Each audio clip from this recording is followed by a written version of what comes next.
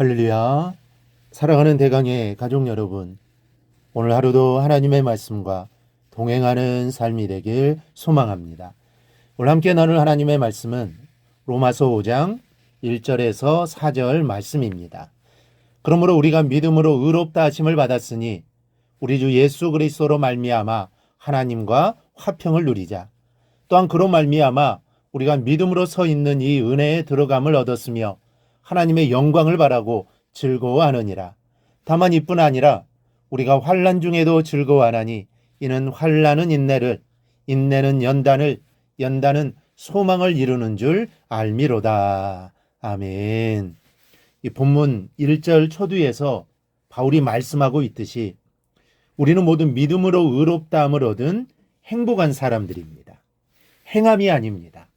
만약 행함으로 구원을 받고자 한다면, 율법을 잘 지켜서 구원을 받을 수 있다면 우리 모두는 불행한 사람들입니다. 왜냐하면 행함으로 율법으로는 구원을 받을 수 없기 때문입니다. 율법이 부족해서가 아니라 율법으로는 하나님이 요구하시는 의에 이룰 수 없기 때문입니다. 우리 안에 죄가 없다면 가능할 수도 있지만 우리 모두는 죄인이기 때문에 행함으로 하나님을 만족시키는 것은 불가능합니다. 그런데 하나님은 행함을 보시지 않으시고 믿음을 보십니다. 그리고 그 믿음은 하나님이 거저주신 것입니다. 그러니 우리가 얼마나 행복한 사람입니까? 이제 죄의 대가로 인해 심판받아야 하는 두려운 일이 없어졌고 앞으로는 하나님의 은혜를 누리면서 살기만 하면 됩니다. 그래서 이 시간은 받지도 않을 심판에 대해 이야기하는 것은 접어두고 우리가 누릴 것에 대해 함께 말씀을 나누려고 합니다. 먼저는 하나님과의 화평입니다. 이 화평이라는 말은 헬라어로 에이네네입니다. 이 말은 빚진 상태를 청산하고 서로 간에 사이좋은 사이로 돌아가는 것을 의미합니다. 한마디로 불편했던 모든 관계를 다 청산하고 화합하는 것을 화평이라고 하는 것입니다. 첫째 아담 이래로 인간은 하나님과 등져왔습니다. 온 인류의 대표였던 아담이 죄를 범함으로 인류 모두가 죄인이 된 것이죠. 그러나 우리가 잘 알고 있고 또 믿고 있다시피 둘째 아담인 예수를 통하여 이 불편한 관계는 일순간에 영구히 회복되었습니다. 그러니까 예수를 믿는 믿음 안에서 성도는 하나님을 두려워하지 않아도 된 것이고 화평을 누릴 수 있게 된 것입니다. 그러므로 우리는 이 믿음 안에서 예수 그리스도로 말미암아 화평을 누리며 살아야 합니다. 죄의식, 죄책감에 짓눌려 있으면서 신음해서는 안 된다는 말씀입니다. 따라서 하나님이 내 죄를 다 용서해 주셨다는 기쁨 안에서 살아야 하고 또 하나님께 용서를 받았으니 하나님 앞에서 나도 누군가를 용서하면서 살아야 합니다. 예수 이름으로 용서를 베푸는 삶, 예수 이름으로 사랑을 나누어주는 삶이 바로 하나님과 화평을 누리는 삶입니다. 그러니 이것은 성도의 권리가 아니라 의무입니다. 반드시 해야 합니다. 성도라면 당연히 용서와 사랑을 베푸면서 살 줄 알아야 합니다. 둘째는 성도가 누릴 것은 환난입니다.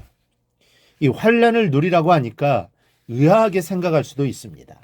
세상에 누릴 것이 없어서 하필 환난을 누리라는 말인가? 환난은 가능하면 피해가면서 살아야지 누린다는 게 이게 말이 웬 말인가? 이렇게 생각할 수도 있습니다. 그러나 예수 믿는 성도라고 예수 믿는 그 순간부터 아무런 어려움을 당하지 않고 살아갑니까? 성도에게는 인생을 살아가는 동안 슬픔이란 없고 인생의 쓴맛을 보는 일은 더군다나 있을 수 없다고 생각하십니까? 아닙니다. 예수를 믿어도 슬픔은 있습니다. 역경도 찾아옵니다. 이 맛보고 싶지 않은 쓴맛도 부득불 보지 않으면 안 될 때가 있습니다. 실패도 있습니다. 성도라고 이 모든 것으로부터 벗어나는 것은 아니라는 말씀입니다. 이런 일상적인 일은 믿는 다음에도 계속해서 찾아옵니다. 믿는다고 이런 일이 전혀 달라지는 것은 아닙니다. 그러나 그런 중에도 달라지는 것이 하나가 있습니다. 그것이 바로 환난을 대하는 자세입니다. 세상 사람들은 환난이라는 이름의 슬픔이나 실패를 당하게 되면 좌절하고 말지만, 그래서 행복도 거기서 끝나고 소망도 끝장나고 말지만 믿는 성도에게는 그렇지 않다는 것입니다. 믿는 성도에게는 환난은 차라리 즐거움입니다. 그 이유를 본문 3, 4절에서 말씀합니다.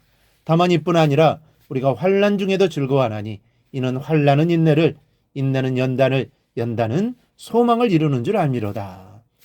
환난이 인내를 가져온다는 것인데 여기서 인내는 인내 이상을 말합니다.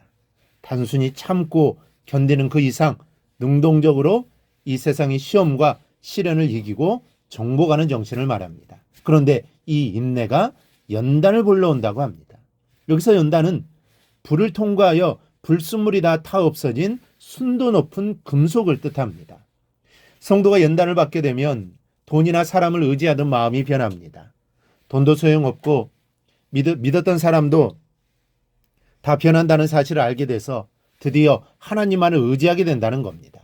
불순물이 섞여 있던 금이 연단을 통해 순금으로 나오듯이 우리의 연단을 통해 순도 높은 신앙을 갖게 되는 것입니다. 그리고 이렇게 연단의 과정을 거치고 나면 비로소 연단이 소망을 이룬다고 합니다. 즉 하나님만 믿게 된 순도 높은 믿음이 환난 속에서도 좌절하지 않게 하고 오히려 그 환난을 발전을 위한 도전으로 받아들여 결국에는 큰 발전과 성장을 가져오게 된다는 말씀입니다. 여러분, 어떤 사람이 성도입니까? 하나님과 화평을 누리며 하나님 앞에서 용서와 사랑을 베푸며 사는 사람입니다. 또 환난을 당할 때 환난에 낙심하지 않는 사람입니다. 오히려 하나님만 의지하는 믿음 가운데 그 환난을 소망으로 이루는 기회로 만드는, 그래서 오히려 환난 중에도 즐거움을 누리는 사람입니다. 이런 사람이 성도요 그리스도인입니다. 예수님의 제자입니다. 여러분이 이런 성도 되기를 바랍니다. 예수 이름으로 용서와 사랑을 베풀고 아무리 힘들어도 오히려 그 일로 하나님을 더 가까이 하면서 위기를 기회로 삼는 능동적인 성도들이 되기를 바랍니다. 그리하여 이렇게 살아 하나님의 기쁨이 되고 세상이 그리스도를 나타내는 삶을 살아가기를 주님의 이름으로 축원합니다. 오늘 묵상한 말씀을 굳게 잡고 삶으로 실천하며 살아내는 대강의 모든 성도들이 되기를 축복합니다.